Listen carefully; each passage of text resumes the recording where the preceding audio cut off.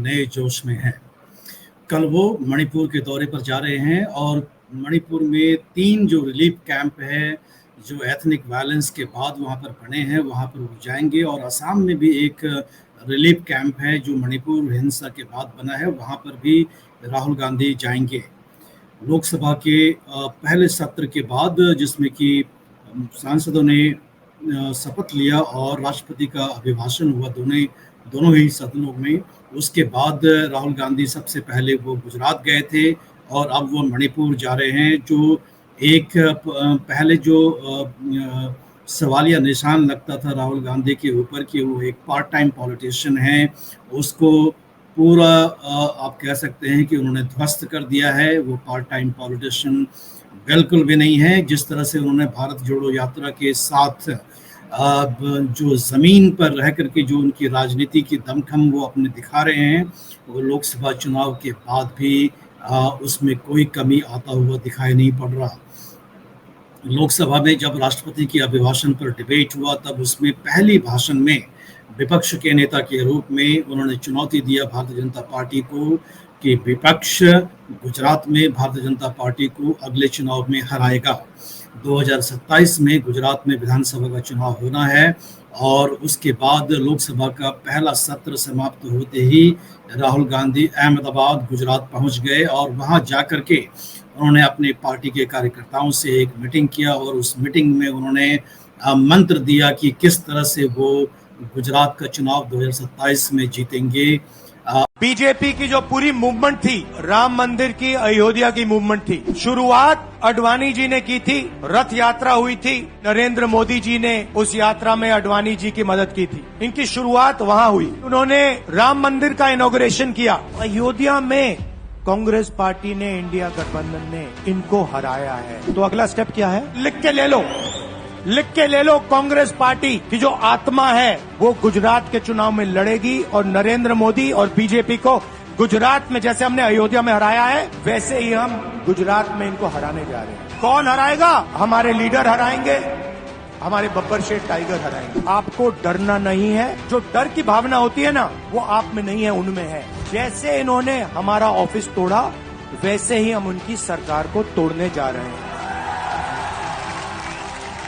गुजरात को विजन देंगे और फिर चुनाव पूरा दम लगा के लड़ेंगे और यहाँ इनकी जो सरकार है उसको तोड़ के हटप्परे कर देंगे। अगर गुजरात की जनता बिना डरे लड़ गई, बीजेपी सामने नहीं खड़ी होगी।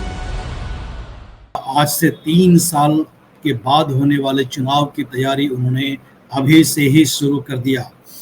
गुजरात के चुनाव के भाषण में राहुल गांधी ने कहा कि कांग्रेस की जो समस्या है जो गुजरात के अंदर में है, वो 2 घोड़ों वाली समस्या है। पहला घोड़ा जो रेस में दौड़ाया जाता है, दूसरा घोड़ा जो शादी में इस्तेमाल किया जाता है। और कहीं ना कहीं कांग्रेस रेस वाले घोड़े को शादी के प्रयोजन में भेज रही थी पहले, और शादी वाले घोड़े को रेस में दौड़ा रही थी। और ये ही एक बहुत बड़ा समस्या कांग्रेस के साथ गुजरात की राजनीति में रहा है, जिसको कि वो बदलने की पूरी कोशिश करेंगे। उन्होंने ये भी याद दिलाया कि 2017 का जो विधानसभा चुनाव गुजरात के अंदर में हुआ था, तब कांग्रेस ने 3 महीने के चुनावी प्रयास में भारतीय जनता पार्टी के पसीने छुड़ा दिए थे। बहुत ही मुश्किल से भारतीय जनता पार्टी बहुमत ले पाई थी गुजरात की विधानसभा में।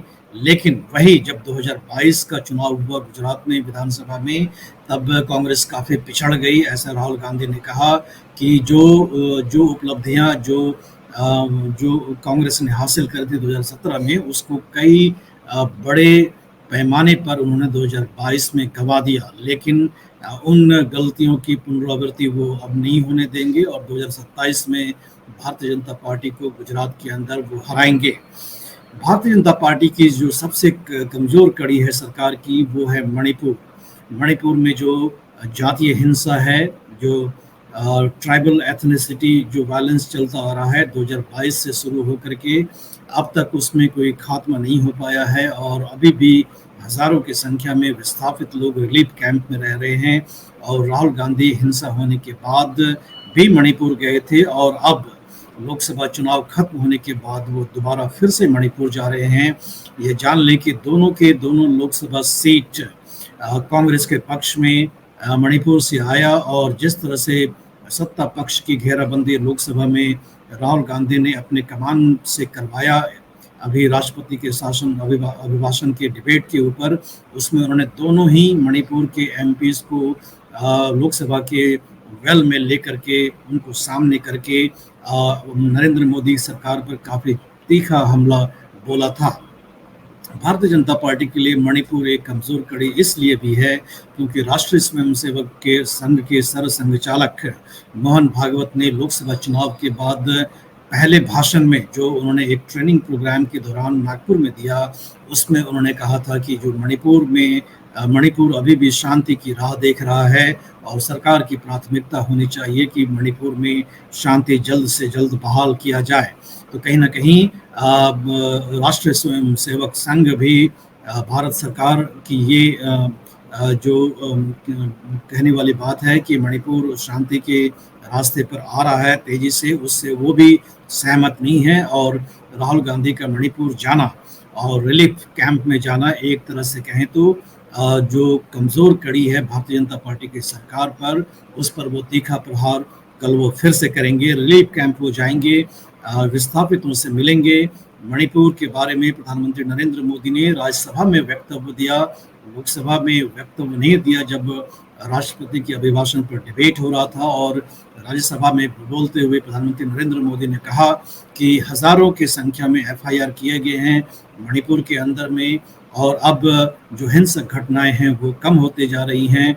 और एक तरह से कहें तो मोदी ने ये कहा कि अब मणिपुर शांति के तरफ अग्रसर है।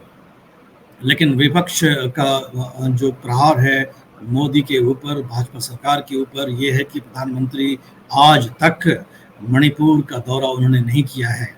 मणिपुर में जो हिंसा हुई है इतने समय से, जो बड़े तादाद में लोगों को मारा गया, वहाँ पर जातीय हिंसा में कई बड़ी संख्या में वहाँ पर लोग घायल हुए, हजारों की संख्या में लोग विस्थापित हैं, मिजोरम और असम में जाकर के वो रह रहे हैं। मणिपुर में भी रिलीफ कैंप में रहना पड़ रहा है। ऐसे में मोदी सरकार का जो प्रबंधन रहा है मणिपुर हिंसा को लेकर के, उस पर कई सारे सवालिया निशान हैं जो कि कांग्रेस मोदी सरकार पर लगाता हुआ दिख रहा है। और राहुल गांधी का मणिपुर जाना उसी क्रम में, उसी कड़ी में एक अगला मोड़ है। और जो पूर्वोत्तर में जिस तरह से कांग्रेस का सफाया हुआ था, मणिपुर के माध्यम से कांग्रेस पूर्वोत्तर की राजनीति में वापसी करने की पूरी अपनी दरकार में लगा हुआ है। मणिपुर के दोनों ही सीटों पर कांग्रेस को हराने, भारतीय जनता पार्टी को हराने के बाद एक नई आस जगी है कांग्रेस कैंप में, विपक्ष में, कि भारतीय जनता पार्टी से मुकाबला किया जा सकता है। आप ये जान लें कि कांग्रेस का लगभग सफाया हो गया था पूर्वोत्तर के राज्यों में। थोड़े बहुत सीट असम में आए थे, लेकिन बाकी राज्यों में कांग्रेस की हालात बहुत ही खराब हो गई थी। और जिस तरह से मणिपुर का मुद्दा राहुल गांधी उठाते रह रहे हैं और मणिपुर के दौरे पर वो जा रहे हैं, तो निश्चित रूप से कांग्रेस की जो रणनीति है वो स्पष्ट होते दिखाई पड़ रही है कि जो भी अपने पुराने जो इनके स्तंभ थे, जो स्ट्रॉन्ग एरिया थे पॉलिटिकली, जहां से कांग्रेस काफ़ी बड़ी संख्या में जीता करती थी लोकसभा सीटें, उसको वापस कांग्रेस अपने हक में करना चाहती है। और उसी क्रम में जो राहुल गांधी का दौरा है मणिपुर, उसमें देखा जाना चाहिए, क्योंकि कांग्रेस ने स्पष्ट कर दिया है कि झारखंड और महाराष्ट्र के अलावा वो कहीं भी विपक्ष की पार्टियों के साथ सीट का समझौता आने वाले विधानसभा के चुनाव में नहीं करेंगे। और आने वाले विधानसभा चुनाव हमें हरियाणा में भी दिखेगा। और आम आदमी पार्टी के साथ कांग्रेस ने साफ कर दिया है कि किसी भी तरह का सीट का समझौता हरियाणा में भी नहीं होगा और अगले साल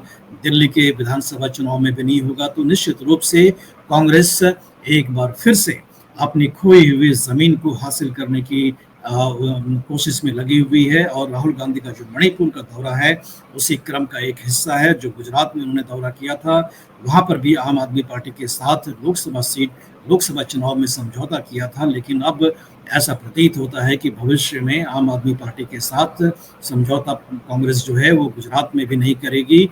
और कांग्रेस जो अपनी खोए हुए जमीन थी उनको हासिल करने की पूरी कोशिश करेगी। और इसी क्रम में राहुल गांधी का निरंतर राजनीतिक कार्यक्रम चलाते रहना, उसकी पुष्टि करता है। धन्यवाद। इस वीडियो को अपने दोस्तों और रिश्तेदारों के साथ शेयर करें, लाइक करें और चैनल